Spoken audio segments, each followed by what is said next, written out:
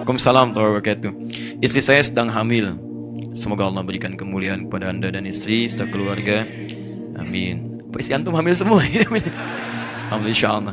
Adakah amalan khusus agar mendapat anak saleh salehah? Mohon penjelasan tentang tradisi 4 bulanan, 7 bulan, akikah dan marhaban. Tapi saya mau singkat saja gini. Ada amalan di Quran bagi orang tua. Kalau saya sebut orang tua, artinya berlaku untuk calon ayah dan calon ibunya, yang diamalkan dalam fase-fase kehamilan. Contoh, Quran surah ke-7 ayat 189. Kemudian selanjutnya langsung dipraktikkan di masanya Imran. Imran itu dari keluarga Nabi Zakaria. Zakaria senasab dengan Nabi Yusuf. Nabi Yusuf anaknya Nabi Yakub. Nabi Yakub anaknya Nabi Ishak. Nabi Ishak anaknya Nabi Ibrahim alaihissalam. Imran menikah dengan Hannah. Hannah kemudian mengandung. Dan diabadikan kisahnya di Quran surah ketiga dengan namanya keluarga Imran, Ali Imran, ayat 35-37. Itu contoh amalannya. Baik, teorinya. 1. Dianjurkan bagi kedua orang tua itu untuk memperbanyak doa kepada Allah Subhanahu wa taala. Doanya minta agar dikaruniai anak yang saleh. Dalil spesifiknya Quran surah 7 Al-A'raf ayat 189. Falamma taghasyaha hamalat hamlan khafifa famarrat bi walamma athqalat da'wa Allah rabbahuma la in ataitana salihah lanakunanna minasyakirin. Jangan teruskan ke ayat 191, khusus di ayat 190-nya saja. Perhatikan baik-baik, lihat. Tatkala suami istri mulai bercampur, istri mulai mengandung, kandungan lemah sampai kandungan berat, sulit luar biasa. Di masa-masa itulah perbanyak doa kepada Allah. Apa doanya? Silahkan umum, cuman kalimatnya minta agar yang terakhir anak yang soleh. Dengan kalimat Anda, misal suami bermohon pada Allah dalam keheningan malam, Duhai Allah, di balik rasa sakit yang dirasakan oleh istri saya, ya Allah, dalam perjuangannya, mohon ya Rabb, ganti setiap sakitnya dengan lahirnya anak yang saleh dan salehah. Saya sangat bersyukur kalau Engkau kabulkan. Istri berdoa, ya Allah, saya ridho, saya ikhlas menanggung semua rasa sakit ini, berjuang demi amanah-Mu ya Rabb. Tapi saya mohon ya Allah, ganti setiap sakit yang saya alami, setiap resah yang saya rasakan, mohon ganti dengan lahirnya anak yang saleh. Saya sangat bersyukur jika Engkau kabulkan itu.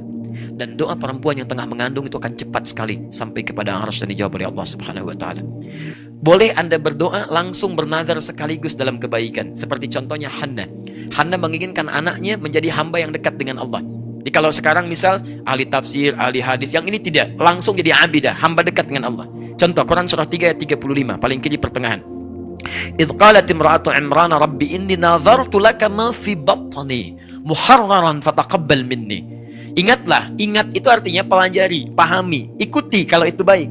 Silahkan ingat, pelajari, pahami, ikuti kalau baik tentang kisah istrinya Imran. Kalau disebutkan dalam Quran kisah seseorang, tidak disebutkan nama lengkap ya, kejadiannya kapan, artinya kisah itu bisa berulang di masa depan. Ingatlah, pelajari, pahami, ikuti tentang istrinya Imran yang ketika mengandung dia bernazar kepada Allah dengan kandungannya. Ya Allah, saya bernazar dengan bayi yang dikandung ini. Mohon ya Allah terima nazar saya, jadikan anak ini anak yang saleh. Saya nazarkan hanya untuk ibadah saja kepadamu, bukan urusan yang lain.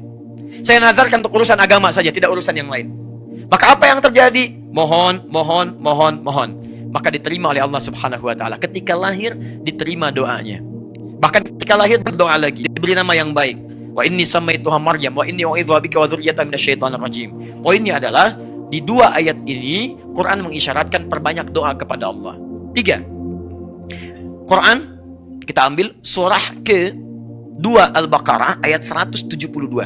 Singkatnya, awas, hati-hati. Hati-hati betul dengan kalimat ini.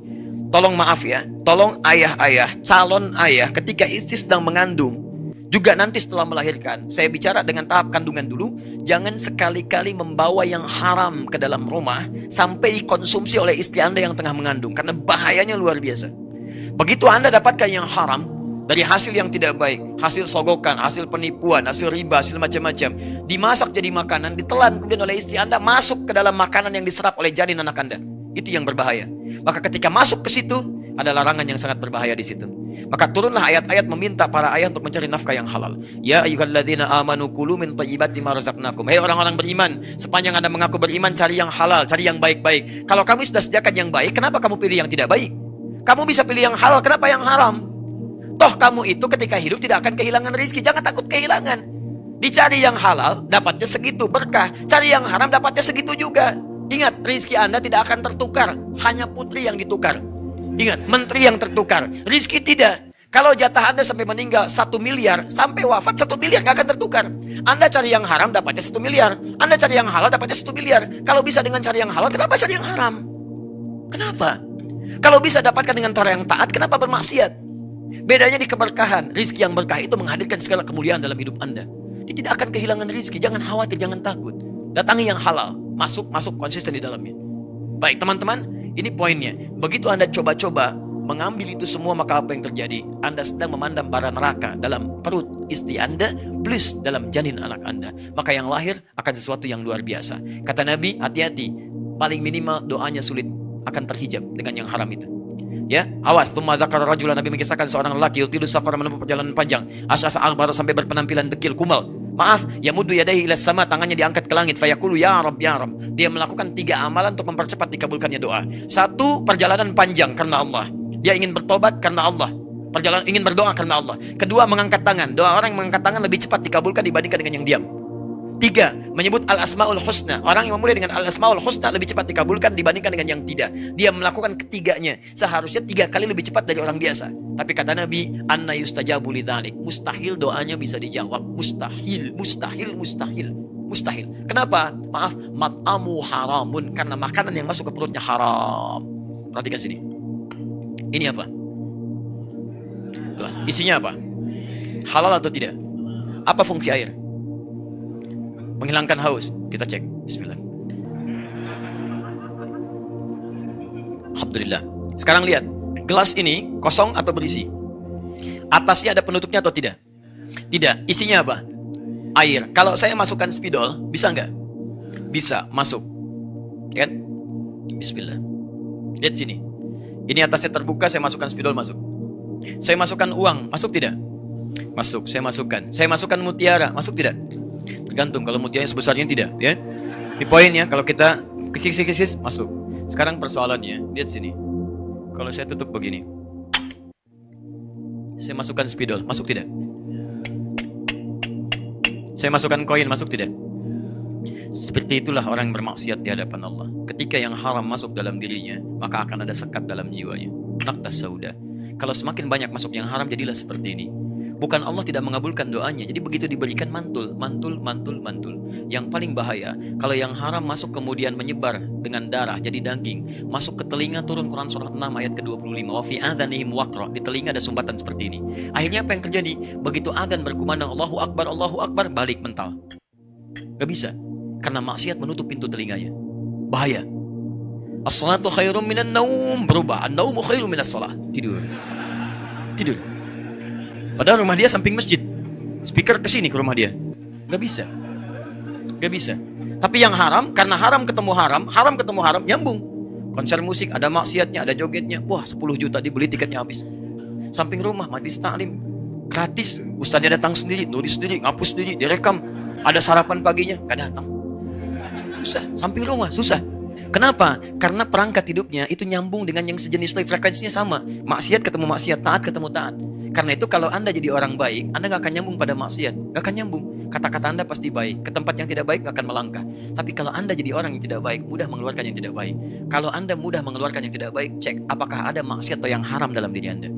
Di setiap ayah membawa yang haram masuk ke janin istri, ke perut ibunya, istrinya, ke janin dikonsumsi, itu yang paling bahaya. 4, terakhir, ini tolong maksimalkan amalan keempat ini khususnya saat usia kandungan 4 bulan. Karena usia kandungan 4 bulan itulah roh mulai ditiupkan. Di sebelum 4 bulan roh belum ada. Saat 4 bulan roh ditiupkan. Apa dalilnya? Hadis Al-Arba'in aja paling cepat. Al-Arba'in karang Imam An-Nawawi, nomor hadis yang keempat, riwayat Abdullah bin Mas'ud radhiyallahu taala anhu. Paling kanan, paling kiri sebelah atas. Ya, ada kitab Al-Wafi halaman 59, buka itu dengan syarahnya. Baik, singkatnya, lihat, inna ahadakum yujma'u fi batni ummihi arba'ina yawman nutfah. Setiap kalian dihimpun di perut ibundanya 40 hari pertama berbentuk nutfah. Pancaran spermatozoa dengan ovum. Sperma nyatu dengan ovum nyatu jadi satu, baru berproses. Tsumma yakunu mithla dzalika 'alaqah. 40 hari kedua jadi 'alaqah, nempel di zigot di dinding rahim. Tsumma yakunu mithla dzalika mudghah. 40 hari ketiga usia 4 bulan, 120 hari berbentuk mudghah, keratan daging yang mulai berbentuk. Tsumma yursalu ilaihil malak, diutus seorang malaikat, fayanfukhu fihi ruh, ditiupkan ruh. Di usia 4 bulan roh mulai ditiupkan. Seorang yang tengah mengandung dalam usia 4 bulan, hati-hati. Ingat, Seorang yang telah mengandung, artinya perempuan dengan rahimnya, bukan laki-laki yang sewa rahim. Hati-hati.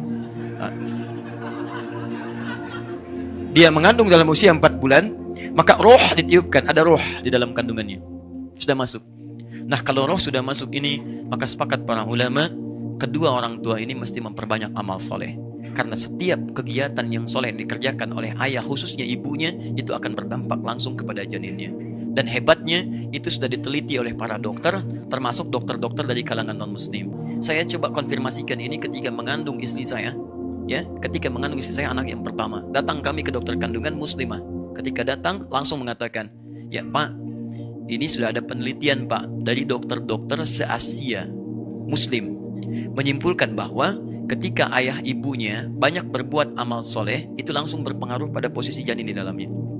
Bahkan di Malaysia pernah langsung kalau kita mungkin di kayak USG gitu ya, seperti itu, dan dibacakan Quran. Begitu dibacakan Quran, kemudian dilihat di 4 dimensinya, ternyata posisi janin itu tiba-tiba berubah seperti bersujud.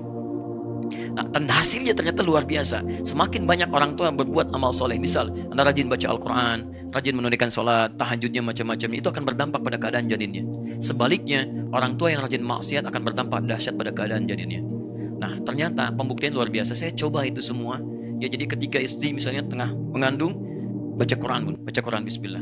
Kalau capek tempelkan earphone-nya. Ayo, tempelkan. Ketika keluar, tempelkan. Apa yang terjadi? Begitu lahir anaknya, ada kecenderungan luar biasa pada kebiasaan saat mengandung. Dia begitu lekat dengan Quran. Sampai kami beri nama Muhammad Hamilul Quran.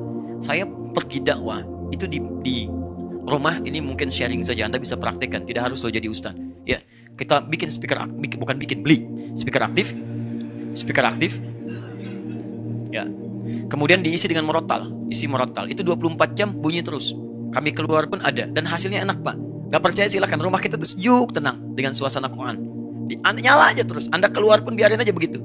Dan rasanya beda, ketika mati akan lain, kayaknya ada yang hilang gitu. Ada yang hilang minimal suaranya. Dia gak enak lah pokoknya. Gak enak. Nah, suasananya gak nyaman. Tapi yang paling dahsyat adalah satu kali saya pulang, anak itu nangis tak berhenti. Dia bilang, kenapa ini? Gak tahu dari tadi gak berhenti katanya. Saya dengarkan, coba kembalikan ayatnya ke Ar-Rahman. Begitu dikembalikan, dia diam. Balikin lagi ke yang tadi. Dia nangis lagi. Begitu terdiam, saya menangis seketika. Ternyata ayat yang didengar tadi sedang berbicara tentang surah-surah kiamat. Dia sering mendengar. Surah-surah itu menggerakkan jiwanya untuk mengeluarkan air matanya. Begitu dikembalikan ke surah-surah yang sejuk, dia diam lagi. Dan anak ini pertama kali bisa merangkak mengejar tilawah kami. Saya sedang isi dengan murajaah, dia mengejar tilawah Quran.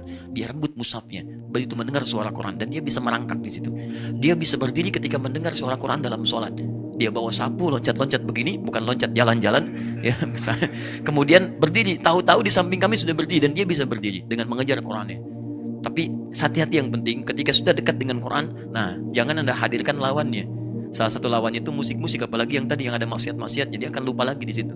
Ya, bukan berarti haram dalam konteks itu, ya bukan, tapi akan mengganggu frekuensinya di situ. Dijauhkan dulu, kecuali hal-hal yang bisa membantu notasi-notasinya. Nah, saya kembalikan lagi teman-teman sekalian kepada yang tadi, ayo kerjakan. Sebaliknya, saya langsung menangani kasus ini nyata, saya sendiri yang tangani pada saat itu. Maaf. Ada seorang ibu, solehah luar biasa. Suaminya juga saleh. Datang bawa anaknya, belajar di kelas kami. Di awal-awal saya datang ke Indonesia, kemudian mengajar, dan 30 anak saya kumpulkan. Itu Masya Allah. Apa yang terjadi? Anak yang lain rapi, dia pun rapi, duduk gitu kan. Setelah itu mulai dia bergerak. Setelah selesai pengajaran, tiba-tiba ibunya datang. Ustadz, saya terima kasih katanya. Kenapa terima kasih? Saya bingung. Kenapa bingung, Bu?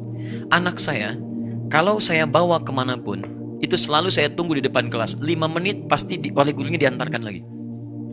Oh begitu, Bu ya? Kenapa? Gak tahu Ustaz, kok di sini bisa baik? Ya udah, saya lihat dulu. Begitu pertemuan selanjutnya mulai muncul adatnya lagi. Apa itu? Mengganggu kawannya, macam-macam. Lupa yang dia mengamati, menyesuaikan, mulai muncul. Kita perbaiki pelan-pelan. Baru di situ saya paham ini. Kenapa kok anak beda dengan ibunya? Pasti ada yang salah. Pasti ada yang tidak nyambung.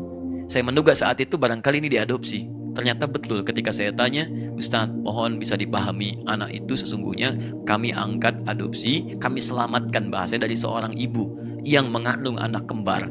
dua-duanya kemudian diadopsi, satu oleh seorang artis, satu oleh kami. Kenapa? Kami selamatkan karena ayahnya suka mencuri, ibunya suka mabuk. Bahkan saat mengandung pun masih mabuk juga. Masuk yang haram yang terjadi, anaknya sulit luar biasa. Ya, jadi apapun bisa terjadi. Orang sedang tarawih dia menyebut petasan, dan bukan tanggung-tanggung dia lemparkan ke tempat orang sholat. Dia pergi, kan? Yang kena ibu bapaknya. Itu nyata, betul, datang macam-macam lah gitu. Nah, itu masih kecil, Pak. Bakatnya di situ. Kecil ya. Nah, itu yang kita arahkan tuh. Ya, kita arahkan pelan-pelan. Tapi itu tidak mudah mengeluarkannya karena yang haram harus dikeluarkan lagi. Keluarkan, masuk yang halal, yang baik. Dan itu tidak mudah. Begitu masuk yang baiknya, haram mulai keluar. Nah, pelan-pelan dia mulai berubah. Disitulah teman-teman sekalian. Jadi itu diantara amalan-amalannya.